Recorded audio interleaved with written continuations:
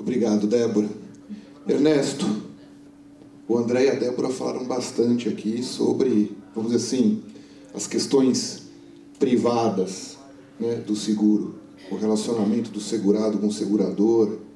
Mas eu queria saber de você um pouquinho, como é que você enxerga o Instituto Seguro e o papel do Estado como regulador deste instituto para que ele possa ser efetivamente eficaz? Muito bem.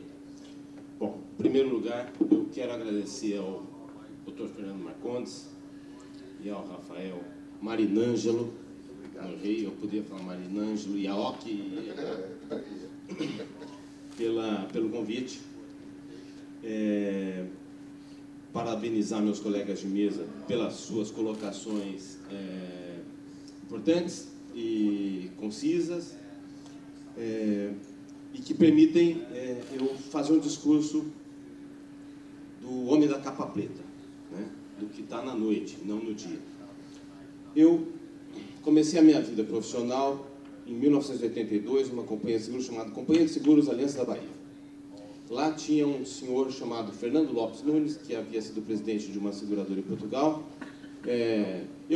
A minha era muito querida a Revolução dos Cravos, mas a ele não. E ele teve que deixar Portugal, vir para o Brasil e, no Brasil, desenvolver a sua atividade de segurador. Em 1982, eu vinha muito a Curitiba. Por quê? Porque a Aliança era a líder dos seguros de Itaipu Binacional. E nós íamos muito, não só a Curitiba, mas como íamos muito a Itaipu. Todo mês eu acompanhava uma delegação de 2 engenheiros da companhia. Tinha 2 engenheiros internos da companhia que faziam o acompanhamento de Itaipu, né? Um deles é presidente de uma seguradora hoje, da Água, o Pedro Pame, e o outro é o Vadir Cury, diretor da Mafra. E eles acompanhavam as obras, eles iam lá. Bom, e eu acompanhava as reuniões, né? Fazia atas das reuniões entre a companhia de seguros inspecionando o segurado Itaipu.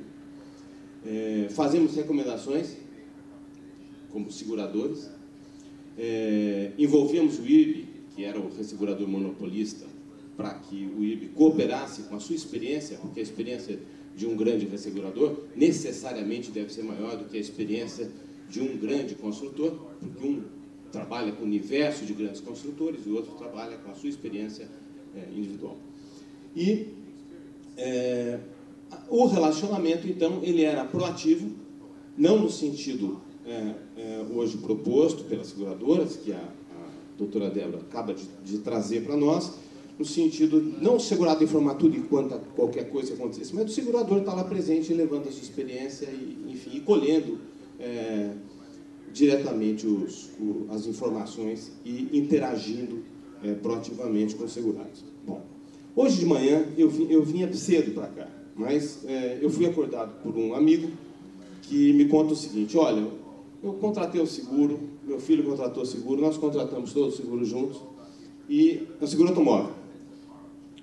E aconteceu o seguinte: o meu CEP, ambos moram em São Paulo, o filho mora muito melhor que o pai.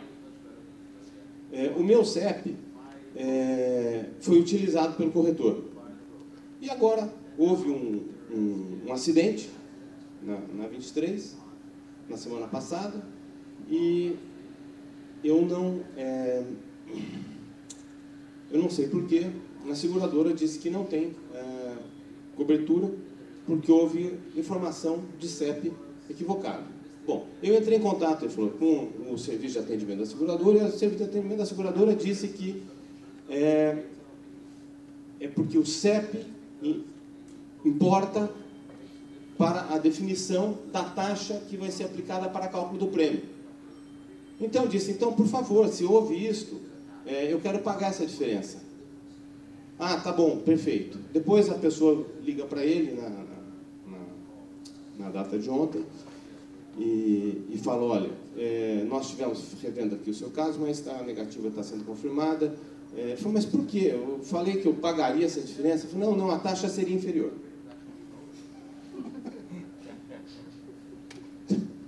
Bom, e aí eu fiquei lá ajudando ele a entrar em contato com com a seguradora para ver se ele consegue sair, né, dessa situação cafiniana. Nós temos um problema. Há problemas na construção, nós sabemos disso. Há problemas em todas as áreas da atividade econômica. Nós vivemos um momento de financiarização absurdo, não é? Então, eu tenho ouvido presidentes de fundos dizendo que não querem saber de seguro, que seguro não garante nada. Eu tenho visto, ao mesmo tempo, segurados com projetos que pretendem que sejam amplamente segurados para que as garantias sejam efetivadas através do programa de seguro, como foi dito aqui pelo André. Enfim, uma vontade de que o seguro supra funções. Existe, inclusive, a ideia de que se transferiria o risco para a seguradora, né? Risco do projeto, quando é bom a gente lembrar que ninguém transfere risco para ninguém. Os riscos são os nossos riscos. O que a gente consegue é trazer uma garantia para a experiência que possa suceder com esses riscos e nos prejudicar. E, de outro lado, nós temos um problema de perda de conteúdo. Eu, recentemente, eu me senti obrigado a concluir um doutorado, porque senão ia ser jubilado pela segunda universidade. Eu já havia sido jubilado pela Pontifícia Universidade Católica de São Paulo, e eu ia ser jubilado pela USP também. E procurei estudar o seguro de risco de engenharia como instrumento do desenvolvimento, né? E esse doutorado foi concluído na área de direito econômico e financeiro, e não na área de direito civil, por uma razão muito simples. Eu realmente acredito, especialmente quando nós falamos em infraestrutura, que o seguro é instrumento para o desenvolvimento, né? Eu sou um daqueles brasileiros que acredita que nós estamos na periferia ainda, e que ninguém vai dar nada de mão beijada para nós, que nós temos que construir o nosso futuro, que nós temos que conquistar o nosso estatuto, não vamos trazer de presente. E é o que eu tenho visto na minha área. Eu sempre fui advogado de seguradoras, desde a Aliança da Bahia, de resseguradores, e, enfim, de uns anos para cá, passei a ser exclusivamente advogado de segurados. Foi uma opção, eu diria que até ideológica. Então, eu gostaria de chamar a atenção para esse aspecto, ou seja, o seguro não é um insumo qualquer. O seguro não é uma garantia qualquer. O seguro não é da mesma dimensão que a fiança. Ele é uma coisa muito diferente. Ele é um aparato que serve para estimular a atividade produtiva, para proteger o desenvolvimento das atividades produtivas. O seguro, nesse sentido, ele precisa ser reconhecido como instrumento de política de Estado. Nós tivemos uma experiência muito feliz, do meu ponto de vista, que foi a experiência instaurada por Getúlio Vargas com a criação de um sistema de seguro que protegeria esse desenvolvimento. Lamentavelmente, a história vai desmontando as boas ideias, né? Vai, enfim, deformando algumas soluções que funcionam durante algum tempo e param de funcionar pelas mais diversas razões repentinamente. E nós acabamos passando recentemente por uma desconstrução. Entramos no mercado livre, né? O Brasil entrou no mercado livre, no mesmo mercado livre que a Inglaterra está, no mesmo mercado livre em que os Estados Unidos se encontram, no mesmo mercado livre em que a Bélgica se encontra, no mesmo mercado livre em que o Japão se encontra. E na área securitária isso aconteceu de uma forma, eu acho que bastante trágica, é o que eu vou tentar trazer para vocês. Vocês têm uma tela aqui.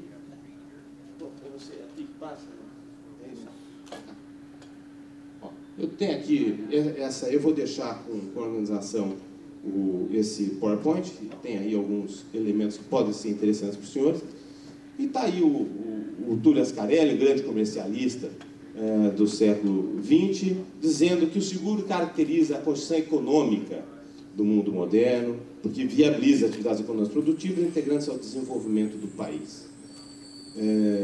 Tem aí os canadenses que fizeram um estudo magnífico sobre governo e seguro, o Erickson, Doyle e Barry, dizendo que o seguro é uma instituição central para o governo das sociedades modernas. Diante do fenômeno da minimização do Estado, que caracteriza, enfim, o momento de financiarização vivido, esses três autores canadenses, nesse que é, sem sombra de dúvida, o maior estudo de sociologia e antropologia já feito sobre o seguro, eles vão ter uma conclusão central, que é de que o Estado colabora com a indústria de seguro no nível da ideologia. E vão distinguir duas formas de colaboração, uma que é coordenadora e a outra que é passiva. E a passiva, eu coloquei ali a palavra captura, porque quando a coordenação estatal é passiva, o fenômeno da captura é o sintoma mais presente.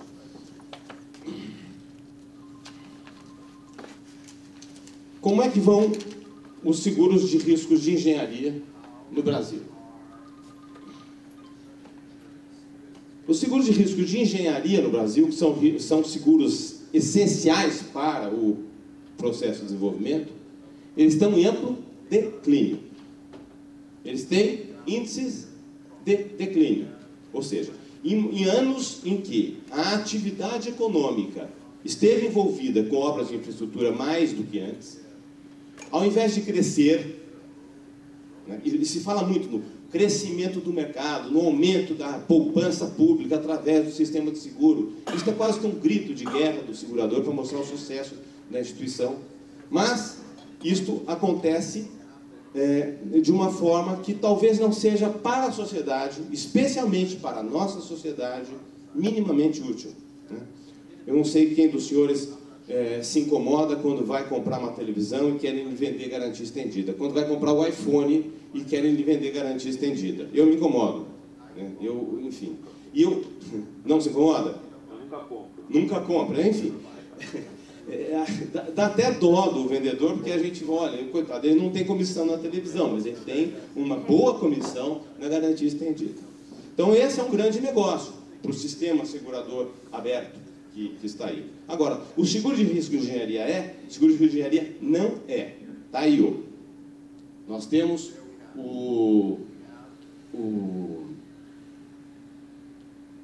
garantia estendida crescendo 15,2% entre 2002 e 2013 e representando 5,2% de seguros de danos. E nós temos o seguro de risco de engenharia com declínio igual a menos 1,9%, quase menos 2%, constituindo apenas 1,1% dos seguros de danos, tá? No momento de grandes obras de infraestrutura. Continua. Agora saíram os dados de janeiro a julho de 2014. Variação negativa, seguros de risco de engenharia, menos 11,2% nesse período. Tá? Os seguros de garantia estendida tiveram aumento de 11,5% e representa 4,8% de seguros de danos, enquanto que os médios e grandes riscos, na sua somatória, esses grandes seguros todos que estão ligados às atividades industriais, às atividades de engenharia, tudo isso, vão representar apenas 6,4%. E o seguro de risco de engenharia, nesse contexto, menos de 1%. Você está falando só de prêmio, né? Eu estou falando do crescimento, isso, de prêmios. Só prêmios. Tá? Muito bem. Está aqui, os dados são da CNSEG, estão no site da CNSEG, que é a Confederação Nacional das Seguradoras. Bom, acho que eu passei. Muito bem. Eu vou mostrar para vocês o fenômeno que está ligado àquilo que é de mais importante para o contrato de seguro, para compreender seguro. Tá?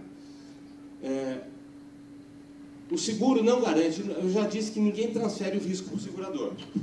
Né? O risco da minha vida, o meu risco de morte, fica comigo, eu não consigo transferir. O risco de estabilidade da minha estrutura fica comigo, eu não consigo transferir. O que eu consigo transferir são efeitos financeiros através de um sistema de garantia. Tá? Então, o que o seguro garante não é a coisa, é a relação de interesse que existe entre alguém e uma coisa. Isso é muito importante para a gente descobrir quem é segurado, quem não é segurado. Isso é importante para a gente descobrir o que deve ser indenizado, o que não deve ser indenizado. Isso é importante para a gente compreender cada um dos momentos importantes de eficácia, seja subjetiva, seja objetiva, de um contrato de seguro.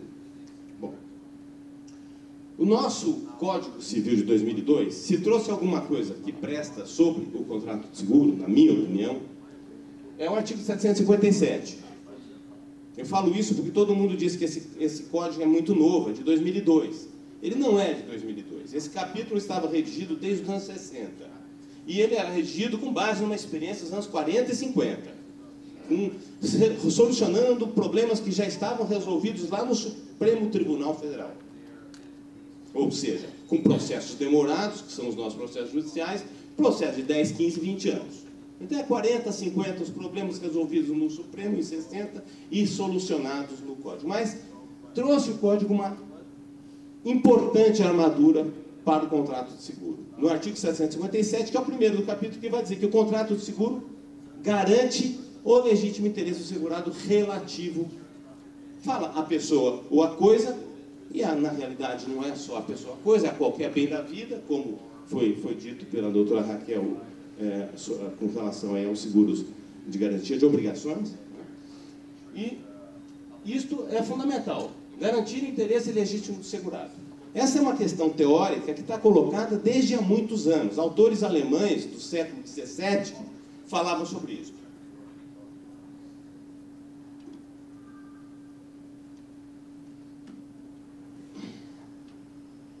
O segurado, essa legitimidade, ela tem dois significados. Tem um que a gente tem que reconhecer que é muito importante para o segurador, né? Que é o primeiro que eu destaquei ali. O segurado se relaciona responsavelmente com os bens da vida sobre os quais recaem seus interesses. Ele não é um desleixado com relação aos interesses que ele transfere para o segurador. Ele não pode ser. Porque se ele for, ele não tem uma relação de legitimidade com o interesse que está sendo garantido pelo segurador. E o segurador, então, entrou numa fria e não numa relação de fria.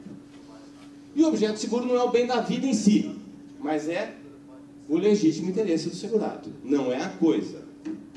Tá? Isso, para a Rios de Engenharia, é fundamental. E vamos lá. O que aconteceu?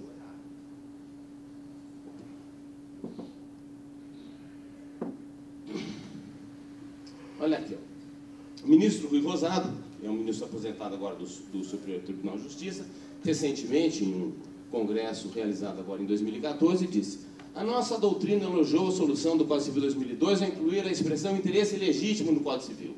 Esse interesse tem um valor que é diferente do valor do bem a que se refere.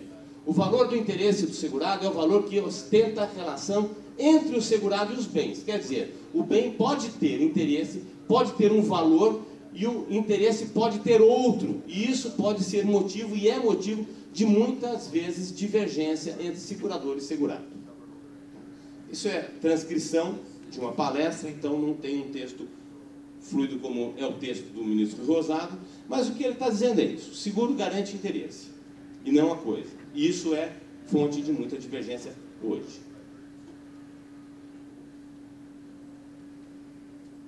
Bom, pergunta o ministro Rui Rosado: fica satisfeito o interesse desses personagens envolvidos em um contrato de engenharia, estamos falando já da nossa área aqui, com a garantia securitária limitada ao dano físico, quando sabíamos que o empreendimento corre risco de planejamento, de projeto, de construção, de fornecimento, funcionamento de máquinas, de equipamentos que não atingem propriamente os bens tangíveis, isto é, as coisas, atingindo sim, mas não como dano físico, apenas atingindo e diminuindo a sua utilidade ou o funcionamento de um equipamento? A companhia de seguro não pode celebrar um contrato excluindo exatamente os riscos que normalmente ocorrem na atividade que está sendo objeto do seguro. É possível que essa ampliação das cláusulas de risco implique um aumento de despesas e onere aqueles que devam contratar os seguros específicos. Mas isso não deve impedir que o seguro sirva eficazmente a sua alta finalidade social e econômica e realize os interesses legítimos dos segurados. Muito bem.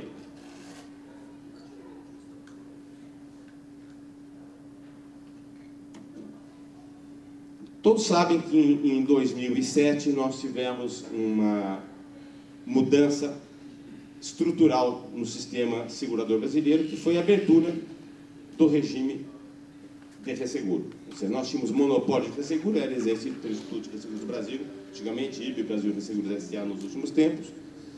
E em 2007 sobreveio uma lei complementar que abria o mercado. Tá? Então, a partir daquela lei, o mercado estaria fadado a não mais ter monopólio e a estar instaurado o regime de liberdade contratual dos resseguros brasileiros. Houve algumas regras de controle, mas regras de contrato praticamente, absolutamente nenhuma. Não houve nenhum controle político no pensando, mas qual vai ser a qualidade desses seguros que virão? O que vai acontecer daqui para frente com as partes que têm interesse no contrato? Isto ninguém se preocupou com isto. O movimento era o grande movimento. Agora tem abertura, agora é liberdade. Muito bem. Essa lei ia entrar em vigor depois de regulamentar. A regulamentação veio em 2008. Em 2007, no final de 2007, o IRB, que já não ainda era monopolista, ainda não havia sido privatizado, é a Sociedade de Economia Mista, instrumento de ação do Estado brasileiro, mas que já, enfim, estava em vias de se transformar num privado concorrente como qualquer outro dos resseguradores internacionais e dos demais resseguradores que se estabelecessem no país. Ele edita uma norma, que é essa SEREG 2428 de 2007, 18 de dezembro, final do ano, para instituir um novo clausulado de riscos de engenharia, de uso obrigatório nas operações de riscos de engenharia. Ou seja, eu ainda monopolista falar a partir de agora assim, para todo mundo. E o que eu digo? Eu acolho a ideia de que seguro de risco de engenharia não garantem os danos ao interesse. Eles garantem os danos ao interesse que sejam exatamente iguais aos danos à coisa. Ou seja, se não houver uma ruptura, se não quebrar, se não sair sangue da obra, não tem sinistro. Existem hoje N ações judiciais discutindo essa questão no Brasil. E essa é uma questão que já foi antiga na Inglaterra, que já foi antiga nos Estados Unidos. E que as cortes vieram censurando a ideia de physical damage, a propriedade tangível, e dizendo que isso restringia demais. Mas foi isto que se implantou no seguro de risco de engenharia brasileiro e que se implantou no seguro de danos brasileiro como um todo. Sei que eu já estou com o tempo acabadinho. Muito bem. Olha o que diz a cláusula obrigatória. O presente seguro tem por finalidade garantir interesse legítimo do segurado contra danos físicos à propriedade tangível, coisas seguradas, que o segurado venha a sofrer. E aí vai dizer somente durante a vigência da apólice, os danos somente durante a vigência da apólice, que é uma questão também muito importante. Bom, se nós compararmos o seguro de 2007, do metrô de Londres e o do metrô do Cairo, nós vamos ver que o Brasil sofreu uma aproximação com o Egito e um distanciamento da velha Albion. O nosso seguro, o seguro brasileiro de risco de engenharia, ele não restringia a dano físico, até então. A partir daquele momento, ele passou a restringir. Eu encontrei, com a ajuda de um regulador de sinistro internacional, encontrei uma apólice de uma seguradora, de um grupo internacional, com um painel de resseguradores, que é exatamente a mesma de Londres, a do Cairo. E lá em Londres, eles vão garantir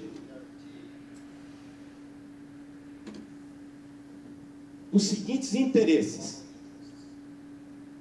Todas as atividades associadas com o programa assegurado iniciadas durante o período de vigência do seguro, inclusive todas as atividades sociais e auxiliares relacionadas e todas as atividades e operações que fazem parte do programa assegurado. E responsabilidades perante terceiros que decorram de tudo isso aí. E o Egito. Indenizar o segurado por perdas físicas ou danos materiais à máquina de perfuração de túneis denominada Cleópatra, ocorridos durante, quando estiver lá próximo do Porto de Abadia, etc. Ou seja, são âmbitos completamente diferentes. Tá? Eu estou sem a tela da taxa, mas a taxa do seguro egípcio é mais elevada do que a taxa do seguro inglês. Tá? Então, o argumento econômico, ele é muitas vezes levantado, mas ele muitas vezes é falso.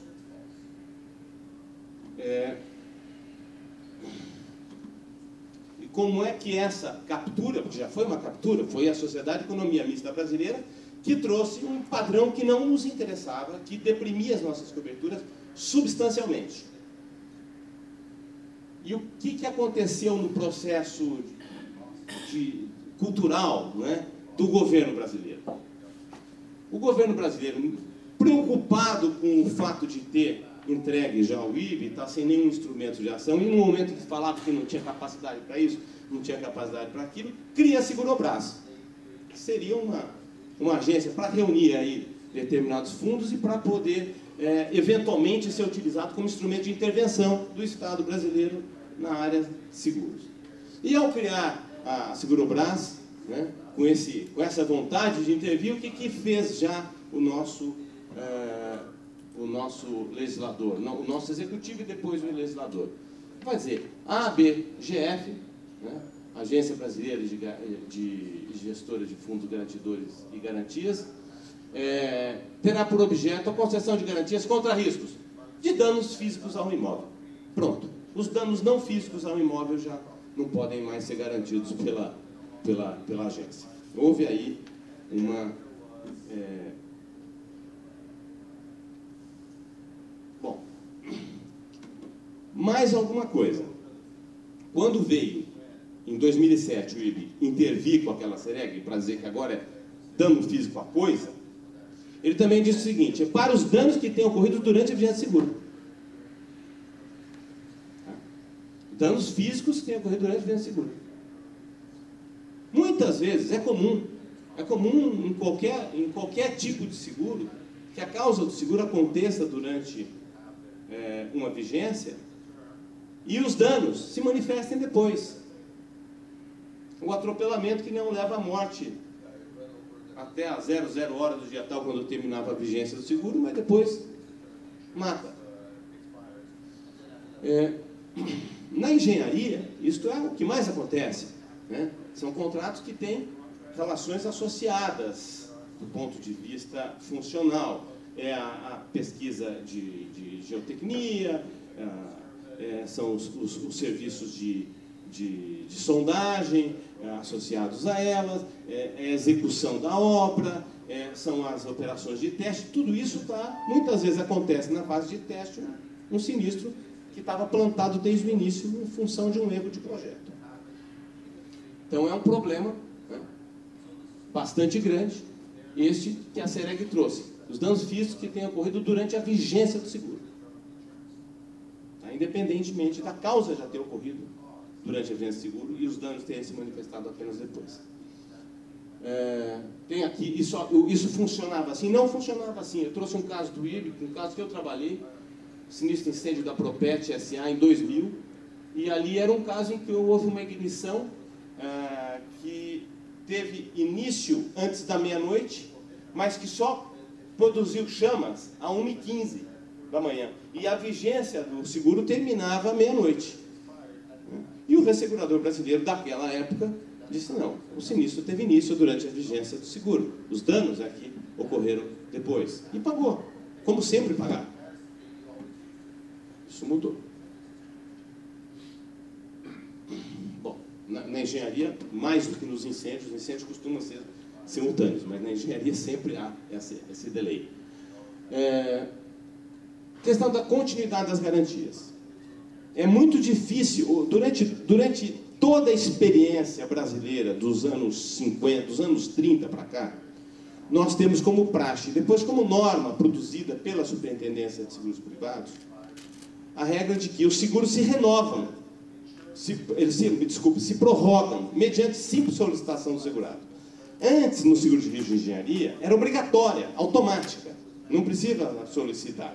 Depois houve uma mudança na norma regulamentar e falou, ó, a partir de agora solicita. Mas se solicita, é atendido e se falava em pagamento de prêmio correspondente. Ou seja, precisou de mais prazo na obra. Né? Houve demora para instalar os transformadores, porque no trajeto para a usina, esses transformadores sofreram um sinistro de transporte e tiveram que voltar para o fabricante para serem desmontados, reparados, remontados e retransportados. Isso determinou mais período de seguro. Então, basta solicitar que concede. Era assim que funcionava a experiência brasileira. Hoje não é mais assim. Hoje,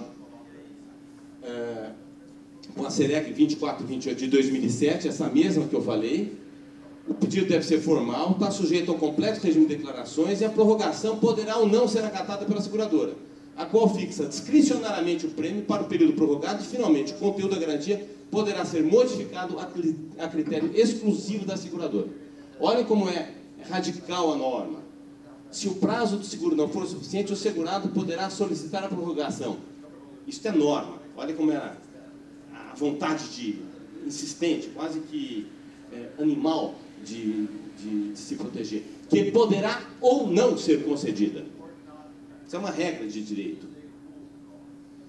Aplicando-se na hipótese disposto na cláusula 7 dessas condições gerais. Então, acabou a prorrogação, acabou o sinistro com dano ocorrido depois do início de vigência, acabou lesão ao interesse, só se essa lesão ao interesse estiver associada a dano físico à coisa. Bom, aí estão todas essas normas que eu falei.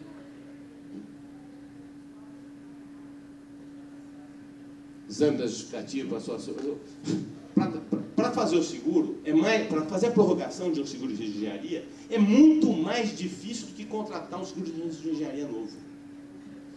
E aí fica o problema. Como é que fica o segurado que tem que informar a seguradora que ele está alterando alguma coisa a cada momento? Ele vai informar? Será que ele vai acreditar que a seguradora virá com o discurso, olha, como o seguro é um contrato de ubérrima fides, de extremada boa-fé, eu agradeço muito essa sua informação, ela altera um pouco o quadro de risco, mas eu vou continuar seu parceiro até o final da vigência, ou ela pode falar, olha, diante desse fato eu não quero continuar e conforme o previsto no artigo tal do Código Civil Brasileiro, eu estou dando por cancelada a garantia de seguro, por rescindido o contrato. Ela tem autorização legal para isso. Então,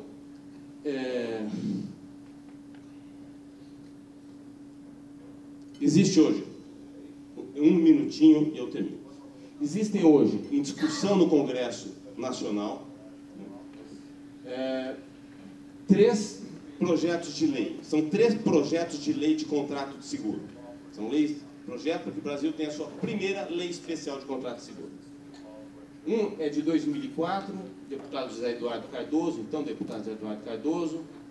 O outro é de 2010, deputado Rubens Moreira Mendes. O outro é um projeto de lei do Senado de 2013, agora, do senador Humberto Costa.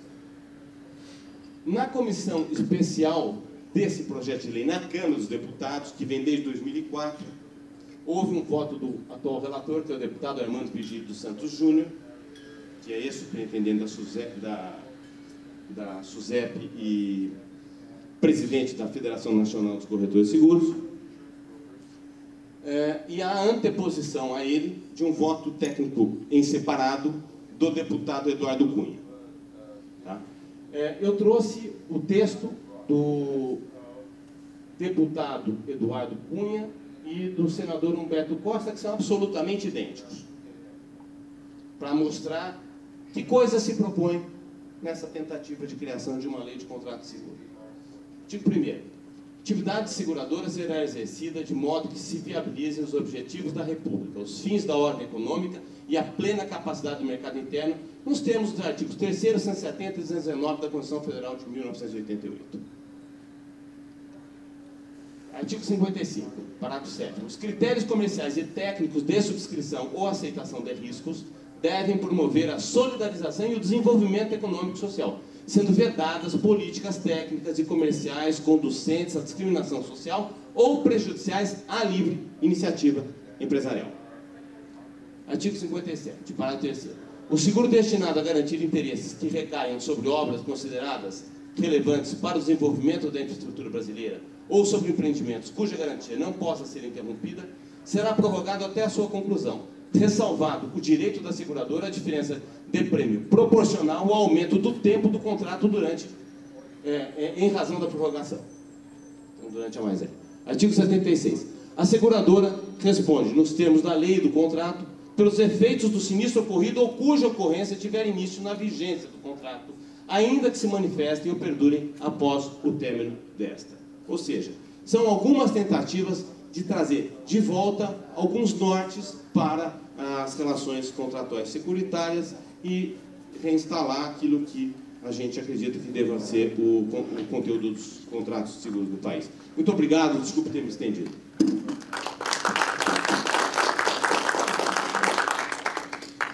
Eu gostaria apenas de agradecer aos membros da mesa, agradecer a todos aqui da plateia e encerrar a mesa para esse momento. Muito obrigado.